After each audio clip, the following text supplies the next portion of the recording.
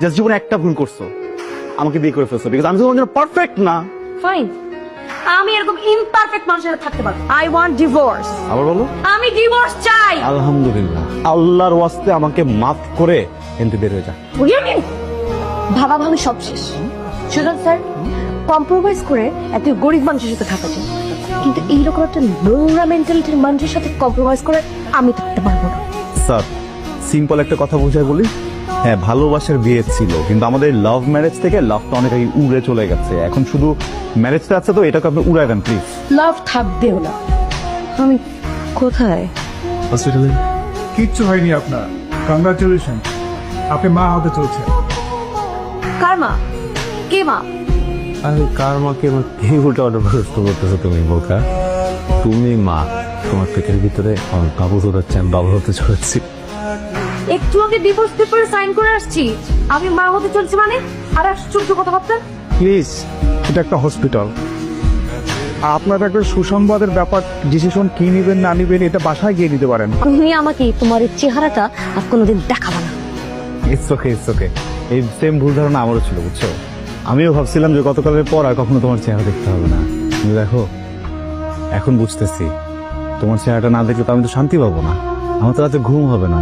আমি কার দিকে তাকা থেকে ঘুমাবো একটু বলো?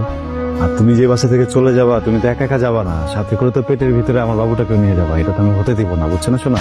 তুমি তোমার এই মুখ দিয়ে বলছিলে না আমাকে ডিভোর্স দিবা, এখন যদি তুমি তোমার মুখ দিয়ে আমাকে বলো যে তুমি একদম বদলায় যাবা, ভালো মানুষ হয়ে যাবা, তুমি তোমার এই জিব্বা দিয়ে পুরো বাসা যেটা ক্লিন করবা, তারপরেও আমি তোমার সাথে সংসার করতেছি না। দেখুন, আপনি তো ম্যারিড, আমরা চাইলেই আপনার অ্যাবরেশনটা করতেই পারি, কিন্তু এখানে আইনি কিছু জটিলতা আছে।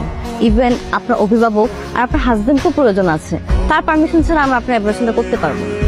আপনি সিয়াম সাহেবের ওয়াইফ বলছেন? এখন সে আমার হাজবেন্ড না। তারপর বলুন, ফোন করেছেন কেন? জি, উনি একটা অভিযোগ জানাইছে আপনি নাকি ওনার বাচ্চা অ্যাবর্শন করতে যাচ্ছেন। মানে আপনি বললেই হবে নাকি?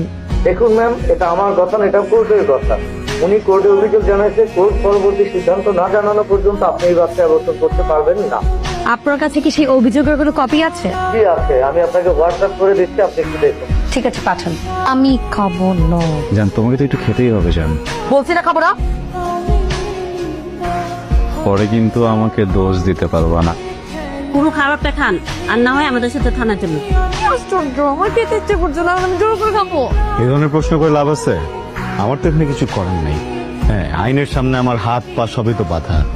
দেখো আমি একটা কথা বলি, দেশের প্রচলিত আইন অনুযায়ী গর্ভাবস্থায় একজন নারী এমন কোনো কাজ করতে পারবে না যেটা পেটের ভিতরে সন্তানের জন্য ক্ষতিকারক।